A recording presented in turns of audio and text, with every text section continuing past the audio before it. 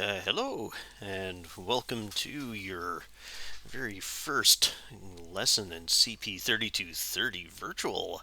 Okay, this lesson is going to be something I'd actually planned on doing on the Wednesday of the day everything got shut down. So it's actually going to be quite a long lesson, but I'm probably going to break it up into a couple small parts.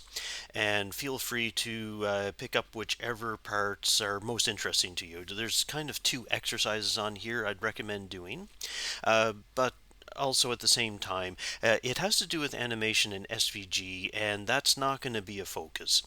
Okay, so don't worry, it isn't going to be suddenly like on the test or the final exam, like surprise, you need to do an SVG animation.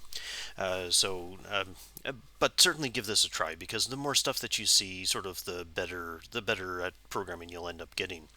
Okay, yeah, I think as you've discovered already, the world of animation and computer graphics is a lot of fun, and it is an enormous amount of frustration. And the graphics themselves are not terribly difficult, but if you start dealing with animation and movement, this generally requires a whole lot of things like physics and so on. For example, I actually thought about covering ballistic trajectories, but again, now we're talking about physics and gravity. So this is going to go, I'm just going to finish this off, this section with the animation and SVG with just something, I'm going to call it a couple of fun exercises. Hopefully you'll find this entertaining to at least look at, and I'm going to sort of half finish something, and I'm going to leave you two small exercises to go off and actually try. Okay, so the first thing is I've got myself a project already opened up, and as usual, I'm going to give myself a couple of files, an HTML file, and I'm going to give myself also some kind of a animation.js file. Okay. All right. So we've got a couple of these things. Let me just quickly fill out one of these. And just like what I've done before, let's have ourselves an HTML tag. We'll have a head section with a title, animation demo, and we'll also have a body. And inside the body, we're going to put a couple of things. So one thing that we're definitely going to want to have is a script. The source, we'll take it as animation.js. Okay, and uh, just like what I've done before, I'm going to have an area called animation area. Okay, so it's just a small div, and that's where we're going to put in our SVG stuff. Okay, and likewise, what we've done before is let me give a small style section for the animation area, and I'm going to do a couple of small things in here. We'll set up our width to the usual suspect of 800 pixels, and the height as being 600 pixels, and we'll put a border of 1 pixel solid black all the way around everything just so we can see what's going on. Okay, just give me 1 second here. We'll pop this open in our browser so we can see what this looks like. Maybe here, and here's my animation area. Okay, and let's pop this open, make sure we can see what's happening. Okay, good. So that's exactly what I'm looking for. Let me open up the inspect window so I can take a peek at the console so we can see everything. Okay, so here is the beginning. And of course, what we want to do is we want to put something over here on the screen. So we're going to start, it's a very usual thing. I'm going to start by drawing a rectangle. We'll put a rectangle on and we'll put it into a certain spot. Then we'll talk about some animation. And I'll show you the way, of course, that we have been doing it. And then talk about kind of a slightly different way and why it might be a bit better. Okay, just like what we've done before, let's make use of that svg.js file. Now, I'll show you where to get this from. So here's the svgjs.com, and what I've done is I've come over here to the installation area, and I've decided this time I'm going to pick the version 3.0, okay, just so you can see there's a little bit of a difference. It's not that much, but there is a couple of small changes. Okay, here's what I'm going to do is, I hope I can find it, this one right here. I hope this is the one. It says the latest release can be found here. Let me see if this is the one I want. Yeah, this is exactly it. Okay, so it's this svg.js.zip.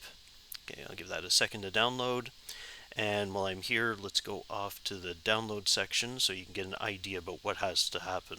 Okay, when you extract this, you'll see it gives me a bunch of files, and this one right here, the svg.min.js, is the one that I want.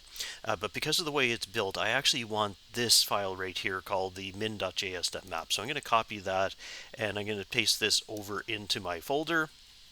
And I'm going to come back over to Visual Code Studio, and I'm going to include this one. So just the same thing as we've done before. Let's call it script src, and we'll include the svg.min.js.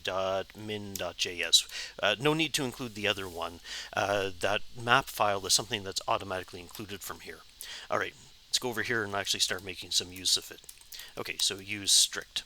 All right, so just like what we've done before, we're going to have, we need to use this library, and I'm going to start off with one way, then I'll make a few changes. Okay, first of all, let me create a new variable here called svg, and I'm going to do this in a completely different way. This will be svg, and I'm going to say add to hashtag animation area. All right, now you notice that's quite a bit different than what we've done before. That's the current recommended way for SVG to be started up in SVG or SVG.js version 3.0.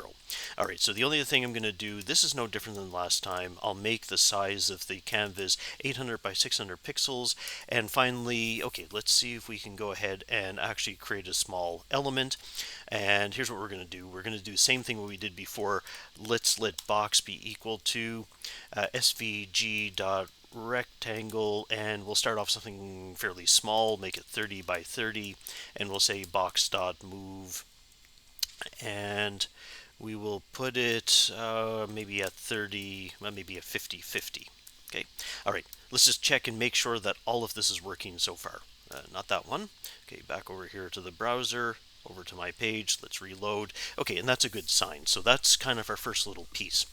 Okay, now in order to make this a little bit better, I've got some other things that I want to do. I don't want to just have these global variables called box. What I'd like to do is to put this a little bit closer to what you ended up doing in the Snake program, which was let's create a class. Okay, let's create a class called box. Okay, so what types of things would a box have? Well, guess what? It probably has like an X position, and it probably has a Y position. I reserve the right to throw this out in a few minutes, by the way, because I might want some other things to happen. Okay, and we may have some other things as well, but we definitely probably have one of these constructors. Okay, here's what we're going to do is let's set this x equals a 50, and we'll set this y is equal to 50, and let's have this elt. Now this is exactly the same thing we did a few other times. Let's have this variable here called elt, and that's going to be the actual SVG rectangle element, and I'm going to just hard code this to be the number 3030. Okay, all right, so remember that the class itself contains both the position of the object on the screen as well as the screen object. So unfortunately, because we're using SVG, I kind of have to hang on to both of these things. Okay, now what we're going to do is let's let box be equal to a new box. Okay, so that should create a brand new thing. The other thing, I'm going to kind of cheat. I'm passing in, or sorry, I'm not even passing in SVG. I'm actually using the global variable called SVG. Okay, now, of course, this would probably be better if we passed it in, but since this is a demo about something different, I thought I'd shortcut this a little bit. Okay, let me save this. Let me get over here and reload this whole thing. Okay, and yes, we've got this. The move is no longer applied, so that's completely fine. Okay, so the only thing let's do, let's take this elt and we'll say move, and we'll say this dot x and this dot y. So at least it should end up at 50-50. Okay, good. That's what I was looking for. All right, so time to start doing some stuff. Now, in the world of the snake animation and some of the other things, we were doing exercises like this. We had put up something called move. Now I'm going to call this a little bit different. I'm going to call this the word update, Okay, but basically it's going to be a move. And here's what I'm going to do. At this point, you'd want to end up doing an elt dot move, and you'd want to pass in a couple of parameters about how far to move it. This time I'm going to do things a little bit different. I'm going to make use of something called dmove. And what dmove is something called delta move. And what delta move says take this element and move it a certain number of pixels from where it is right now. Now, this move would have worked perfectly fine. I suppose I could still do this. In fact, you know what? My note said I was going to use dmove, but you know what? I'll just use this one. Okay, so here we go. I'm going to move this to X and Y. And, well, just to do something different, let's take this and let's add the value. Maybe 3 would probably be good enough. All right, and just like what we did in some of our other exercises, let's create an interval timer. Okay, and so an interval timer, so the way this works is you give yourself a function, okay, and you mark down the number of times it's going to happen. So I'm going to start off here, and I'm just going to say box.update. Okay, and of course, what I'm hoping this is going to happen is once every 1 second, this update will occur. Okay, and this is the type of thing we've done this a few other times. Okay, so there it is. Now this box is slowly creeping its way across the screen. Okay, now we did a couple of things last time with terms of this animation, and we know that if we turn this all the way up to say 16, we should be able to. Sorry, let's refresh this. We should be able to get something that scrolls across.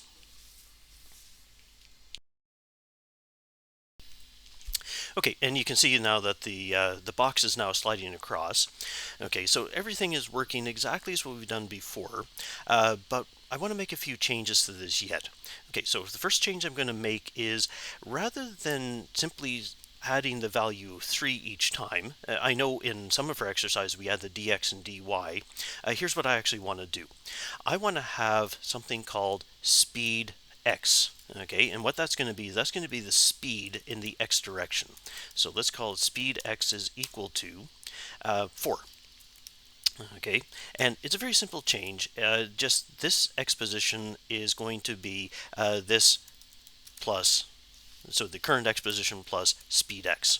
Okay, so not much different than last time. Okay, just one extra variable. Okay, so we're doing all right so far, and you might say, okay, fine, now we've got this. Okay, a couple of things to point out about how this operation is working. Okay, so it's pretty easy to understand, and I told you a while ago it is a way of making animation, but it's not the best way, at least not in this system. In some systems it's all right, in some cases it really isn't.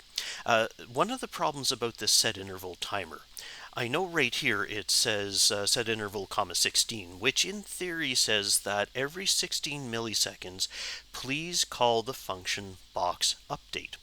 Okay, but unfortunately, it doesn't necessarily mean that there's a guaranteed call every 16 milliseconds. It says that please try to schedule this every 16 milliseconds, but I'll understand if it ends up being a little bit delayed. Okay, so unfortunately, this is sort of a side effect of life. Just because you ask for 16 millisecond updates doesn't mean you actually get them. Okay, so we have to use something just a little bit different, a slightly different approach. So in other words, imagine what would happen is if this delay actually got delayed all the way to, say, 1 second, what would end up happening? Okay, well, if one particular update happened exactly 1 second later, it means that after 1 second, my box would have moved by a total of 4 pixels. And that's pretty slow compared to how fast it should really be going. So a slightly better way of implementing games, rather than having to kind of guess and hope that the update happens every few seconds, they have slightly different techniques where you actually pass in the current time. So I'll just say current time right here. And you also have some kind of a current time, and instead of always passing this in as this speed, what we could do is we could multiply this by the current time. So now you see what happens is if the current time gets behind a little bit, or the amount of time goes by, we can actually make our step size quite a bit bigger so that we could catch up any of the missing pixels just in case. Unfortunately, it doesn't necessarily make our animation smooth, but at least it puts the item on the screen where it should have been. Now, I'm not actually going to write this one. I'm not even going to try it because this is far from finished. I'm going to end up doing a couple of funny things. And I think the easiest thing for me to do is to go ahead and run it. Or I'll finish typing this up and then I will explain afterwards. And this is the thing that makes a lot of our programs quite difficult in terms of animation. Okay, so here's the first thing I'm going to do is I'm going to have this new variable down here called time now, which is the current time, and I'm going to make it undefined. Okay, so that one is at least easy, so undefined. And I'm now going to make a function called animate scene. Okay, and of course, what does animate scene mean? Well, animate scene simply means to update everything on the screen. So it might not be just the one box. There could be like 100 boxes on the screen, and this would be looking after all of them. Okay, so here's what we're going to do. Inside here, I'm going to put a very simple if statement. I'm going to say if time now is undefined. Okay, I'm going to say that time now is equal to, well, a brand new thing here called timestamp. Okay, so unfortunately, I'll take my word for it for a couple of minutes while I finish all of this stuff. Okay, so here we go. Timestamp. Okay, that's the first thing. The next thing I'm going to do is I want to know what the current timestamp is right now compared to what just happened a few minutes ago. So maybe not time now is maybe not the best word, but maybe I should call it previous time. Anyway, I'm going to have this thing called diff, which is the difference between the current time stamp minus time now. You know what? I actually don't think I like this word at all now that I look at this. Let's call it previous time, so prev time. Okay, so let me copy, paste, copy, paste, copy, paste, and copy, paste. Okay, so timestamp. In fact, really what I want to call this is, I'm going to call it time now. Okay, and this is time now, and this is time now. So take a look at this. So the difference in time between now versus the previous time is simply the subtraction of the two values. Now what I'm going to do is, now that I know how many milliseconds or how many seconds have passed, what I'm going to do is I'm going to go to the box and I'm going to say, please update based on the difference in time. So this isn't really current time. This is delta time. Okay, that's like a time step, so let's call it delta time, the change in time. Now you can see how this is getting pretty close to math and physics, right? Okay, so this is what we're going to do is we're going to update this, and the final thing I'm going to do is I'm going to say the previous time is equal to time now, so that the next time that I call this animate scene, I will get a new thing. So rather than calling a set interval which constantly calls animate scene, which is what you might expect, here's what I'm going to do. I'm going to call animate scene. Okay, I'm just going to call it right now. I'm not going to pass anything in, which seems kind of strange because it looks like it needs a parameter, but that's okay because if I leave it empty, it'll be undefined, which means that it will get previous time will also be set to undefined, and after about one or two steps, we'll get everything. Okay, now here's the one final thing that's going to end up happening. Okay, request animation frame animate scene. Okay, what on earth is this one magic line? Okay, what happens with this request animation frame is this is a request that goes into the browser saying, when you get time, please show my graphic, or please call this function right here with the current time. And of course, what does this do? Well, it updates the box and it requests another animation frame. So it isn't recursion, which you might have known about from some of the other courses. It is not calling itself. What you're doing here with the request animation frame is you're telling the browser sometime later, call this once and tell me how much time has passed. Okay, that's all that's happening. So now what's going to happen is this will constantly be called and called and called and called and called and called because we keep putting this request animation frame. If you wanted this whole thing to stop, you could put this into some kind of an if statement and say if something was true, then either make the program continue or skip out on this. Okay, but I'm not interested in this type of thing. I'm just going to let the thing continue on forever. Okay, so now here's the first thing I'm going to do is I'm going to reload this because I have a feeling I might need to change some of my speeds. But let's go save it and go back over, take a look at my browser, and here we go. Okay, looks like it's very, very boring because absolutely nothing has happened. Okay, now, I could have easily have made several different mistakes, but let's actually go and we'll try console.log and take a look at time now. Okay, so am I getting anything? Okay, so you can see time is going forward, so time is going over and over and over again. That's a good sign. Okay, so that is one thing I'd like to know. Perhaps what I need to know before we do any further step is maybe better do console.log diff and see how much time is between each. And you'll see what's going on. I'm really getting about 16.67 milliseconds between each. Okay, well that's good because that's what I'm looking for. Okay, so the only thing that's left is how come absolutely nothing is moving based on this thing. Okay, now this is probably the reason why I had this thing before is rather than using this move, I'm because these things, let's take a look. Let me remove this console.log. Okay, and let me take a look at console.log this.x and see what kind of values I'm getting. And you'll see what I'm getting is just nan, nan, nan, nan, nan, nan, nan, and that's why this whole thing is just failing. All right, so why on earth is this happening? Well, the reason why this is happening is because the word delta time probably started off at 0 all the way along. So I think, or sorry, undefined. So I think what I'm going to do is I'm going to try starting this at 0 and let's see, do we actually get it? Okay, perfect. Did you see it? It went pretty quick. Okay, so something is not quite what I want, simply because the speed is way too fast. So let me go down and let me modify this to a 1, see if we can slow it down. Okay, that's a bit better.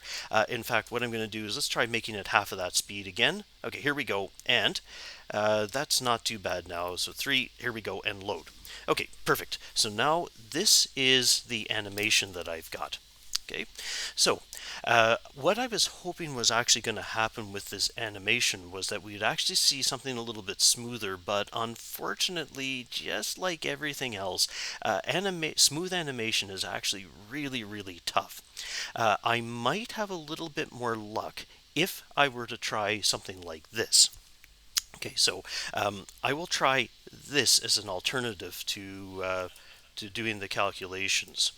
Okay, so here's the alternative one that I had before.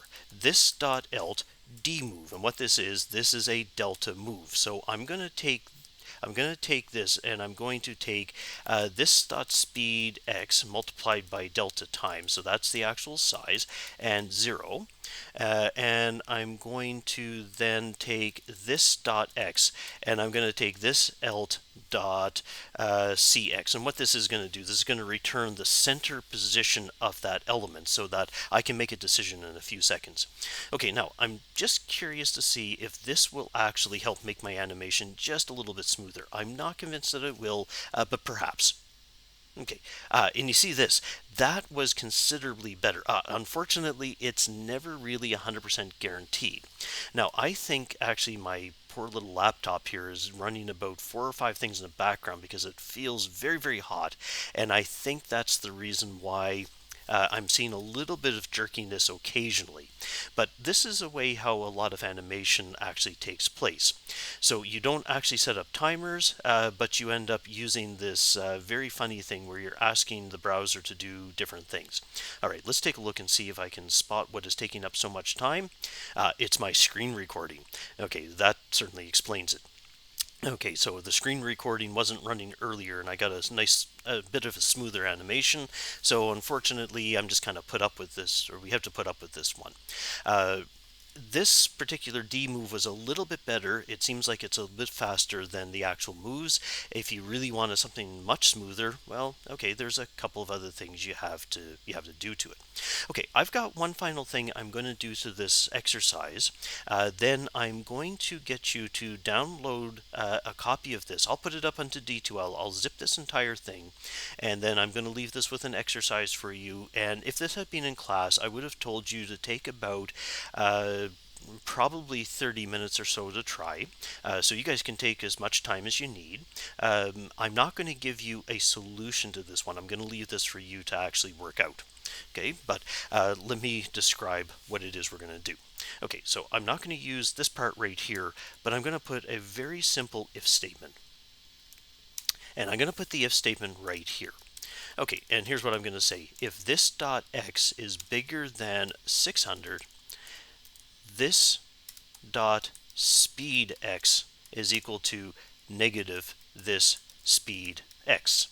Okay, now what is this doing? It means that if ever the value of x gets too big, bigger than 600, what I'm going to do is the speed becomes negative. So of course what this means is that you go across the screen from one end to the other, and if you reach this point right here, then I'm going to change the speed to be negative, which is going to make the rectangle go back the other direction. Okay, so let's give it a try and see what this ends up doing. So we'll load it up so it goes one way, and then eventually it bounces around and goes that direction and vanishes. Okay, well, if you wanted the thing to go back and forth, all that you would need to do is you would need to put an if statement over on this edge to make sure it doesn't bounce back. Okay, well, I'm going to leave that one for you. But don't stop there. I want you to go and I want you to do something a little bit different. Okay, so go off and give this a try. Okay, now the easiest way for me to describe this is let me show you a video for a second on YouTube. The reason why I got this is because, well, somebody was watching one of these videos, and of course, well, you know, just like everything else, if I see you doing something, I'll probably use it as an example. In fact, that's exactly where the Snake game came from. Somebody was playing Snake one day way back in early January, and I thought that would be an excellent lab exercise. So you can find out whoever was playing that and curse at them for doing this. Okay, here's the video I want to show you. Very simple. I think it's this one right here. Yes, this is exactly it. Okay, I assume that you recognize this one where everything is bouncing around, and yes, this is, I can see now that this particular screen is a little bit jerky, and it's because I'm doing the screen capture. Okay, so this is the famous DVD box bouncing around, and of course everybody wants to know whether or not it actually makes it into the corner precisely. That's kind of irrelevant, but here's what I want you to do. Go back to your application, okay, and we've got ourselves a box, and please set it up so that this box bounces around through the screen. Okay, so how are you going to do that? Okay, well, here's one small hint about this. You have two directions. You need to worry about the speed in the X direction as well as in the Y direction, and that's all you need. If it gets too big in off to one edge, you want to change to a negative speed X or maybe negative speed Y, and you should be able to keep the box bouncing around. Don't worry about colors, don't worry about what it looks like. I'll be back to give you some ideas about how to do that in the next video. Okay, so I'm not sure how long my video ended up being. It was probably longer than I really wanted. But now go off to D2L, get a copy of the source code that I've provided right here, and please update it so that you get the box going within the two dimensions. Okay? All right, and check back for the next video where we'll talk about maybe some color stuff or how on earth to show that DVD logo.